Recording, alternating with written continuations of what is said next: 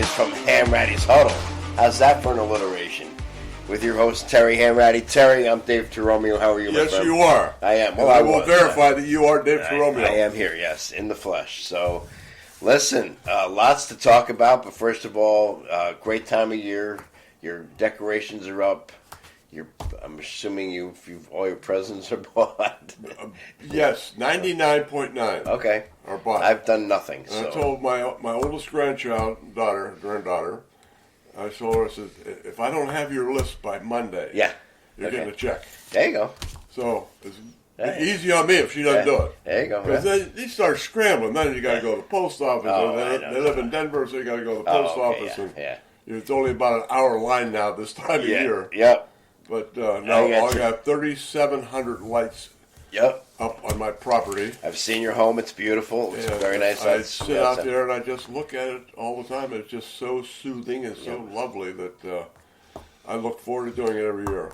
So, obviously, this is the time of year for holiday cheer, but it's also the time of year where we're just coming off the baseball winter meetings where everybody goes. This year was down in Dallas, and a lot of happenings in baseball this off season. I can't believe Soto is a very good player. Juan Soto, yeah. And obviously the big money. My Pirates were not in the bidding. We'll put it that way. Shockingly. Yeah, and the big money guys were bidding on him. They all were. There's no doubt. Everybody wants him on their team. Yeah.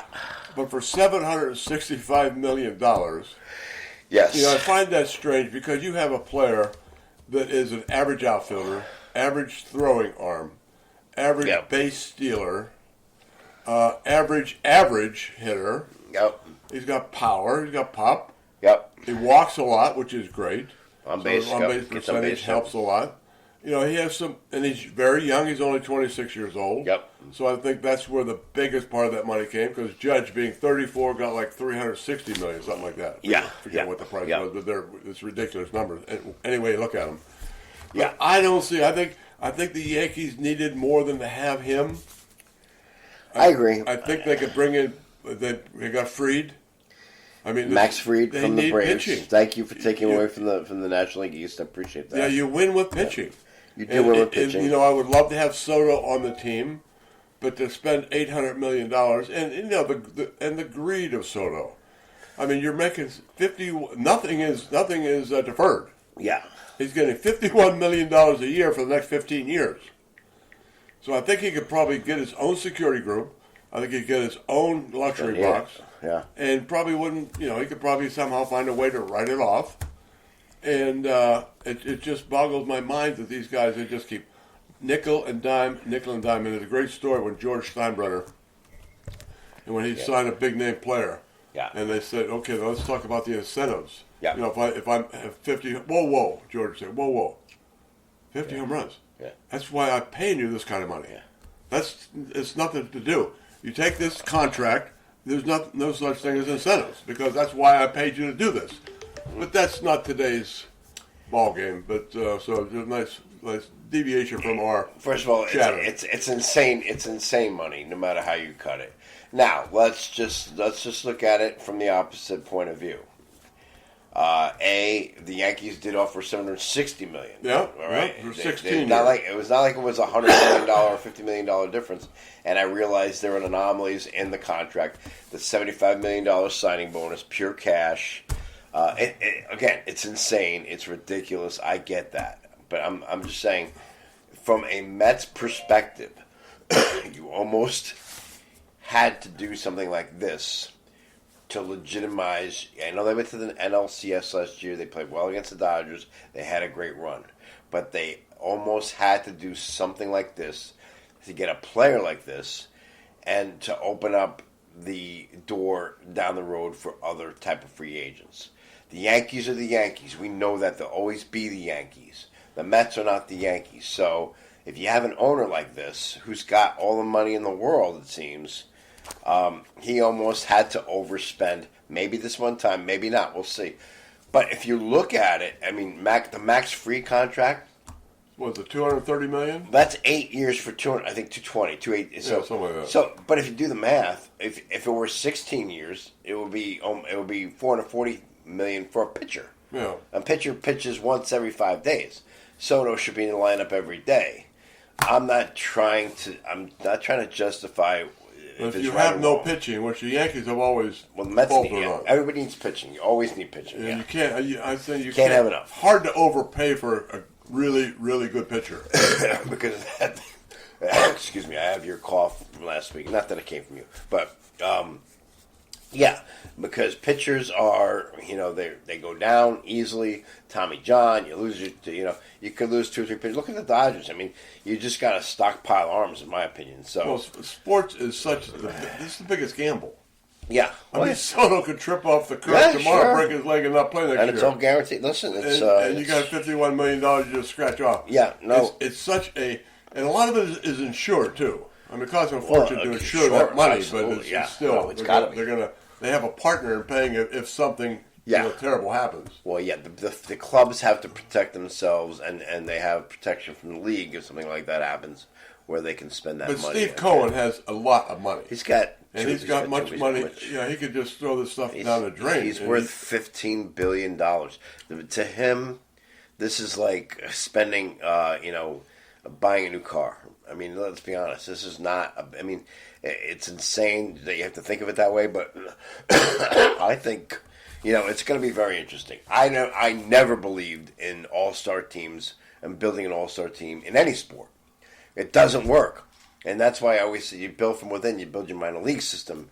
You have guys come up. So hopefully they can still do that. I think the Mets have some work to do, as do the Yankees, and they'll do it. And hopefully they'll both be there again at the end as they were last year. Well, it's going to be interesting. I mean, every time the first pitch comes out, it's always interesting. It's fun, And I start out in the hole with my Pirates. Because, as soon as the season starts, I start looking to who we're going to get rid of. Well, that's the thing. You got a guy like Paul Skeens now. You got this guy under contract. And he's going to look good in pinch strikes. He's going to, exactly. He's going to command a lot of dough. And the Pirates aren't going to be able to afford him, so they're going to trade him so they get some value back. It's a vicious cycle for them. I feel bad for the Pirate fans. I don't feel bad because the owner of the Pirates will not put a penny into the team. Yeah, but the fans, we have a great farm system.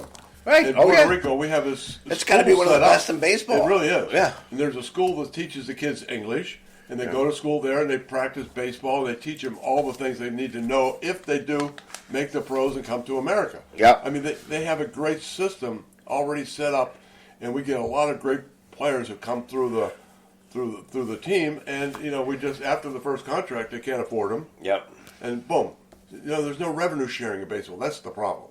I mean, Pete Rozelle, way back when, saw the problem with the New York Giants and the Pittsburgh Steelers, way back in the 60s, right? Yeah. It'll never work. Revenue sharing, everybody's equal. You keep your home television, and that's that kind of money, but everything else is shared equally, so the Steelers can compete with the New York Giants and the New York Mets and the L.A. Rams. There is a form of revenue sharing in the luxury tax. If you go over the luxury tax, that money is put into a pool. But I don't think the owners, a lot of the owners, and with some of the TV money, but at the end of the day, those owners are not doing what they're supposed to do. No. And that's where the league's got to step in and say, you have to reinvest in your club. You can't take this money and just pocket it. Put it in your pocket. Yeah. And they're supposed to make the money that the Yankees overpay, the money that the Mets overpay, the Yeah. Dodgers, Yeah. the Red Sox. They're supposed to go to the Pittsburghs of the world, and they're supposed to put it into their club, but they don't. Yeah. They put it in their own pocket. And then that's the problem. And then you get a team like the Dodgers who have figured out that they can defer all this money and down the road make all these payments. But right now, I mean, talk about payroll. Good grief! I mean, their payroll they're paying guys. And they wanted Soto. Yeah, and they just how are they going to get that again? You go, whoa! Yeah, insane. They just can't. They can't buy enough players. All right, so we transition away from baseball because. But before we get into the football thing, all right, yes. One thing we don't spend a lot of time on, is women's sports. Yep. Okay. And now we'll brag a little bit about my lady basketball team. Which one? Notre Dame. Oh, okay. And we beat number 2, number 3, and number 4. They just beat this year. UConn, We just beat right? UConn last night. Yeah. And they are really good. And they have a lot of depth. Yeah. A lot of local kids. We got from Long Island. Yeah. And we got from Westchester. We got from Jersey. Nice. So a lot of ladies coming from this area, and they're fun to watch. I mean, anybody who, Caitlin Clark sort of pushed people. I watched women's sports way back. Basketball way back when. Yeah. Yep. When living in Connecticut, you saw the great teams up in Yukon with Diane Taurasi in the group. And so I really got into watching women's sports. I think, they play the game real purely, but they play a little slower, and it's fun to watch. Oh, it's real basketball. It's probably the only form of real basketball being played anymore is women's women's basketball. So it's good for them, good for Notre Dame. It's living in Connecticut, and maybe we've been spoiled, but we've been watching women's basketball for many years. But it used to be only about 3 or 4 teams. It was Tennessee, and Connecticut, UConn. Those were the top 2 teams. Yeah. Then there and were like 5 teams. Stanford, and, there's a couple others, and then in South Carolina. So it's gotten. There has definitely been you could probably expand it to 15 teams that are really good. Yeah. Well, yeah, So because it's getting a lot quality, a lot more depth in college women's basketball. No doubt. And by the way, when I was at Iona, I think I told you this. We had the women's team wasn't very good, but they had an excellent player. Her name is Maggie Timoney. She was from Ireland, and she is now the CEO of Heineken. Wow. So my point is, team sports, male, female, whatever. These are the type of people that are excellent workers, teammates, business people, because they get the concept of teamwork. No, that's the whole thing about sports. You got to learn teamwork. Yep. But our freshman center, 6'5", Yep. and she could really play. She's Yeah. a freshman. Yeah. From Ukraine. Okay. And she spent the last 2 years in Long Island, come from Ukraine to Long Island and played basketball on the island. She was a 5-star recruit, and she leads the country in block shots. And she's a player. I mean, she's young. She's going to make mistakes. We have 2 of our big girls that play the pivot there, the post, are injured. So this girl should not be playing every game, but she's gaining a lot of experience until these girls get healthy. So we're going to be next 2 or 3 weeks. We're going to be a lot better team. Okay. So I think we're going to do quite well in the tournament this year. Well, you can't teach 6'5". No, you really can't. Especially, she's agile as can be. She runs the court like you can't believe it. She's fun to watch. From the Ukraine. Very good. All right, well, something to keep your eye on, folks. For you Notre Dame fans out there, there's more than just your football program, which we'll get to in a second. As we talk about, let's start with your good buddy, my nemesis, Bill Belichick. What do you think of this? The man's going to North Carolina. I think all the money in sports, you cannot retire graciously. Okay. They offer him $50 million over 5 years, 30 of it guaranteed. Yeah. So minimum, he's going to make $30 million over the next 3 years. Yeah. How can you turn that down? You can't. You can't stay in the booth and make $2 or $3 million broadcasting a game when you can make $10 million a year for potentially 5 years. And I don't know how he's going to mix. It's an interesting. He did poorly in Cleveland. He did. The Jets had that debacle over him here, and then he ended up going to New England. Oh, it was his debacle. He created the debacle. Yeah. The Jets do a lot of stupid things. That was not their fault. And that was he was on. He was Parcells' pick. Yeah, and that's why he scoffed because he didn't want to be the guy. He didn't have any success until he ran into Tom Brady. That's right. Yeah. So and then Tom Brady lo and leaves, behold, and they become a 500 team, maybe a little above 500, but never contention. Yeah. And now he retires, and all of a sudden, a couple years later, I guess he's tired of broadcasting, and someone flashed $50 million at him and go, "Let me think about it." Yeah. And I hear he also got tuition for his girlfriend. I was gonna say no. Oops, the rumor said no. It's fair. I think fair. It's fair fair game. It's like I heard she wanted to join a sorority. I don't know, but no. At the end of the day, there's a lot of. There'll be more. But you talk about money. I mean, how much money does Bill Belichick need for crying out loud? I mean, how much? Who can ever have enough? Well, if someone throws some money at you like that, I mean, you're going to do something you like.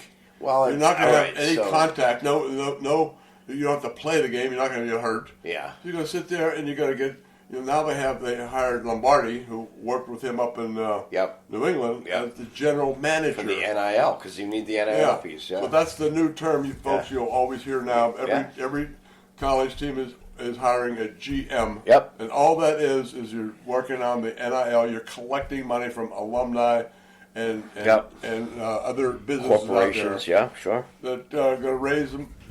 Buy players. To buy players. Let's be honest. Yep, to buy players. To buy players.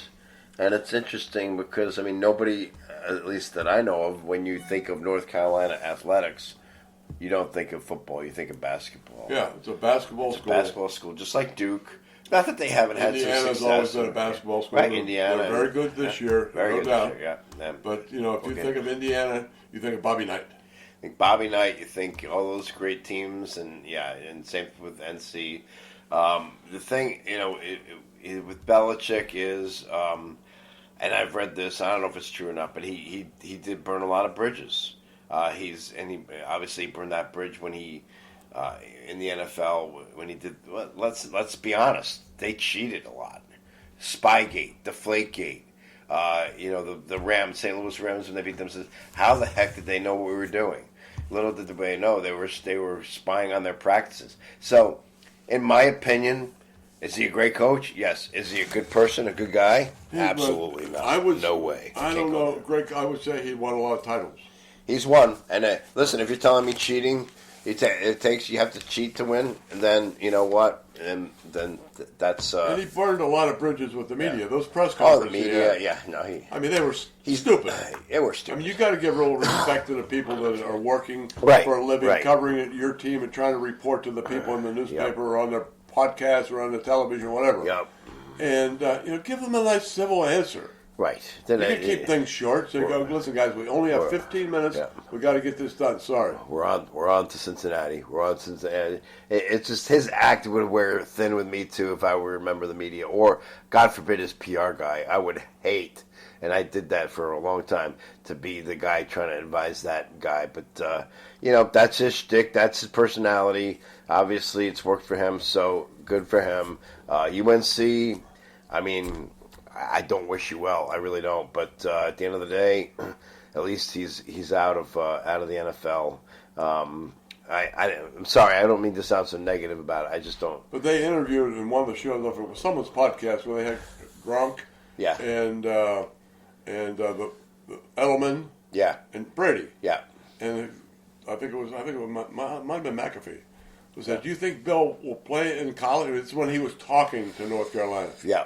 And they all just laughed. Yeah. No way that he's going to play in a college level. Wow. He's going to sell the kids that he has all these connections in the NFL because he coached there and won 6 Super Bowls, blah, blah, Sure. blah, blah. Yeah. So these things are going to all flock to him.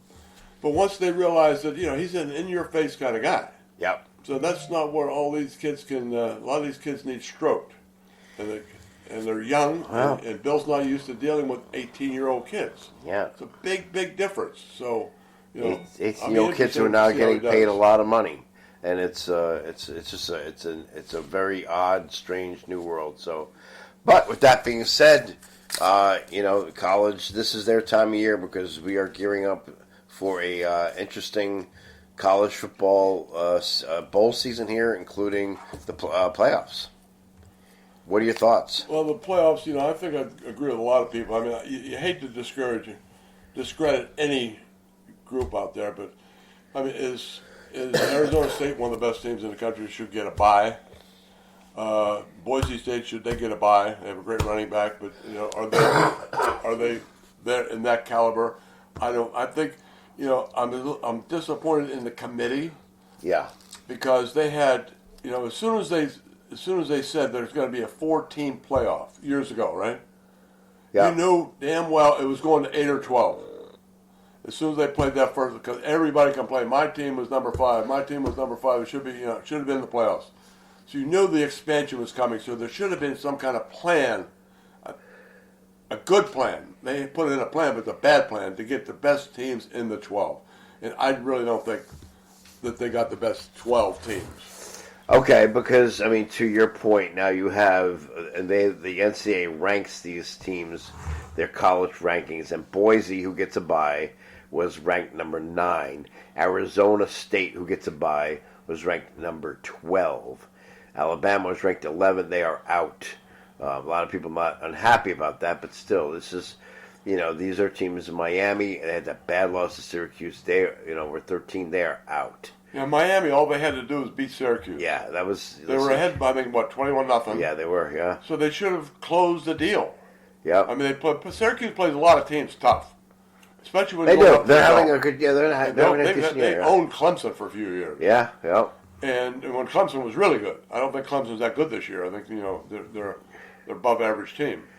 But all right, so let's walk through this we'll spend a little more time on this first one because it's actually the first game a week from today, Friday, December 20th on ESPN at 8 p.m. You have the Indiana Hoosiers at Notre Dame. Irish of Notre Dame. Fighting Irish of Notre Dame. You see what I saw an article. They had the minimum price on a ticket for the first 4 games.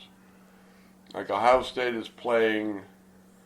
Ohio State hosts Tennessee on Saturday. That's like they're all like the lowest one I think was Penn State ticket was like $175. The lowest ticket to buy. It's probably the biggest stadium too. And they have, but then all basically give 5 or 10,000 seats. Yeah. But then they had the highest priced was Notre Dame, Indiana, at over $1,000 minimum per ticket. Wow. Okay. And the second was like $350. Wow. So there was a big interest in that game.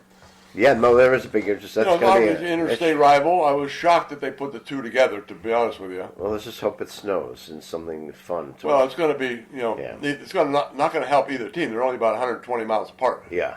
It's a bus ride for Indiana to come up. All right, so let's go. Indiana at number 10, at number 7, Notre Dame next Friday. What's your final score there? And I think for sure that the Irish should win, but then again, anybody on a given day could win in the college level. Okay. But I think it's going to be emotional. The first, it's going to be, I think they can only give like 5 or maybe 5,000 tickets to Indiana people. Yeah. But they'll go on to StubHub and they'll buy up. A lot of people sell their tickets.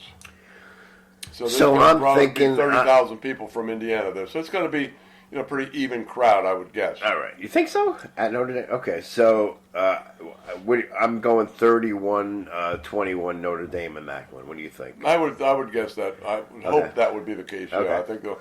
And again, what's the weather going to be like? Yeah, exactly. I mean, South in all these games. Indiana in December. Because the next day you have SMU, warm weather, a southern team, Texas team, coming up to Penn State. Who knows what the weather's going to be like then? Well, that'll be the worst weather in the country right there. Penn State is up in the mountains. Yeah. And no matter any kind of snow anywhere is, there's going to be snow there. And by the way, folks, if you're looking for these games a lot, and this is another one of these NCAA things, that game, the Penn State game, is on TNT. As is Clemson, Texas. So wait, let's go back to Penn State for a second. I think Penn State walks away with this one, maybe a 35-17 or something like that. Yeah, I think they're definitely. Penn State's good. I mean, I think they're good. And I'm not a big Franklin fan, but at the end of the day, I'm not a big Penn State, but even though it's my hometown, we've had some rivalries in the past. Then that's followed up by Clemson at number 5, Texas number 12, Clemson. I think Clemson is in over their heads here. I think Texas walks away with this one. Yeah, I'm 35-17. Yep. And then we have that night, we're talking Saturday, December 21st, number 9, Tennessee at number 8, Ohio State, still looking in their wounds after that Michigan loss. Put it this way, they will not allow Tennessee to put their stake in the ground. I read where they want to ban that somebody in Ohio wants to pass legislature that would become a felony. Felony? Can you believe that? How stupid can you possibly be? How about a little discipline from your president of the university, the athletic director, and the head coach? Discipline your kids not to do something like that. Yeah. I think Tennessee might give them a game. I think Tennessee wins outright. Okay. Oh yeah. All right. Definitely. Tennessee's a good ball club. Yeah, I think Tennessee gives them a game and maybe wins, like you say. We'll have to bookmark that one because that's the one we're pretty much saying might go the other way. Tuesday, December 31st. Happy New Year. Number 3, Boise State at number 6. Well, obviously the winner of the Penn State game, Penn State SMU. We're thinking it's going to be Penn State. And then this is the Fiesta Bowl. Penn State, Boise State. I don't think Boise State's got it. They got a great running back, but I don't think they'll stay with Penn State in that game.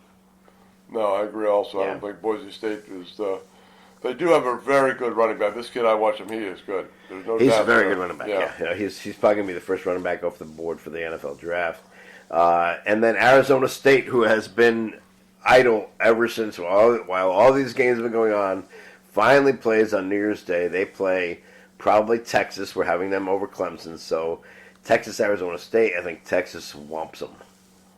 I do. And we also have to make the statement that I am the worst picker of games. Well, okay. Known to man. So if you're out there and you want to just do the opposite. Bet what Dave says. Yeah, do the George I had Costanza. people, when I was working on Wall Street, I had people calling me on Friday. Who do you like? What's your 5-star pick for the weekend? And I would give it. And they keep calling me. Why do you guys? I said, I haven't been right in 5 weeks. Why do you keep calling me? Because we go the other way.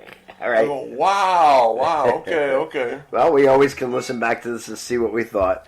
Oregon plays Ohio State, Tennessee winner. We're saying it's going to be Tennessee. Tennessee, Oregon could be a great game. That could be, and that's the Rose Bowl. That's going to be something there. That could be a fun one. The granddaddy of them all. And then finally, you got the Sugar Bowl on New Year's night, and that will be Georgia, Notre Dame at 8:45 on ESPN. I'll take the Irish on that one. Okay. Why not? All right. The other bowl games, I mean, they're sort of like they're not even talked about by I haven't anybody. even, you know what? It's very interesting you bring that up because I haven't even seen a bowl. And none of these coaches want to be playing because they're all working on the NIL, they're all working on the portals, and you got so many players that are not going to play because they want to prepare for the draft. 100%. And, that's really going to hurt because all these bowl games, a certain percentage goes to charity. Yeah. So that's really going to hurt national charities, local charities, and it's a shame that these bowl games that have been around for 100 years. Yeah. I think they really expanded too much. They're up to what 60 bowl games at one point. And they're just a crazy number. Yeah, no, I'll walk through some, not all of them. Obviously, it's too many, but I think you're right. And when you get these, You got the polar wheat eating this year. when the players are not playing, and then you're just, some of these, the Union Home Mortgage Gasparilla Bowl. I mean, it's great for a coach who really wants to develop his own kids because you get that extra 2 weeks of practice, and you get to put kids who don't normally play in games. You get to put them in a game situation and gain that experience. Now, Northern Illinois, coming off their season with that great win over Notre Dame, gets to play in the famous Idaho Potato Bowl. Why not? Against Fresno State. Yeah, why not? Absolutely. All right. The Rate Bowl. Never heard of that one. Rutgers, Kansas State, the Rate Bowl. What the hell? Okay, 68 Ventures Bowl. There's some new ones here. AutoZone Liberty, I've heard of that. Just new names. Same Yeah. Wasabi Fenway Bowl. You know who's in that? bowl. You give me 100 guesses, I couldn't come up with it. This is played up in Fenway Park. Oh, that's right. They play at Fenway. Who? UConn and UNC. The two basketball schools are playing in a baseball stadium. And, the Yankee Stadium is horrible for football. The Pinstripe Bowl. That's BC, Nebraska. The Fenway is much worse than Yankee Stadium. Oh, yeah. That is the worst place to play a football game. So, UConn, North Carolina, and the Wasabi Fenway Bowl, and Boston College, and we got a local kid here, Jack Conley, who is a starting tackle for BC, he's going to play in the Senior Bowl. Oh, okay. So he's been invited to that. So good for him. Congratulations. Another New Canaan lad who's trying to make his way to the next level. We'll see. Obviously, linemen are very coveted, and we got two guys in the NFL right now. And by the way, we do have another New Canaan Darien championship game tomorrow. Right. For all the marbles, state championship. Going to be up at UConn? No, it's actually going to be in at Central Connecticut, in New Britain. I'm not going, but that's what it'll be. So too cold. Well, I have a cold, so if my son was playing, I'd go there. Oh yeah, mine too. Okay. So these some of these bowl games, they are just really not getting any attention. the way they used to. So this is what happens. Change sometimes. Do you think there'll ever be an expansion over the 12 now? Went from 4 to 12 pretty damn quick. It did. Went to 4 to 12. I don't know. I don't know. I don't think so. Not very soon. Maybe 10 years down the road. You got the Alabamas of the world that are really bitching right now. Oh, yeah. You got these football schools. Somebody's going to be bitching no matter what. Yes, no matter what number you go to, it's always that +1 who's got a legitimate bitch. It's always going to be, if you go to 24, it's going to be that 25th that said we should have been 24 or 23. If you go to 32, it's going to be, if you go any higher than 12, you're really wiping out the whole bowl season. Yeah, exactly. There's no way that these look at the NCAA tournament for basketball every year, right? You get teams on the bubble.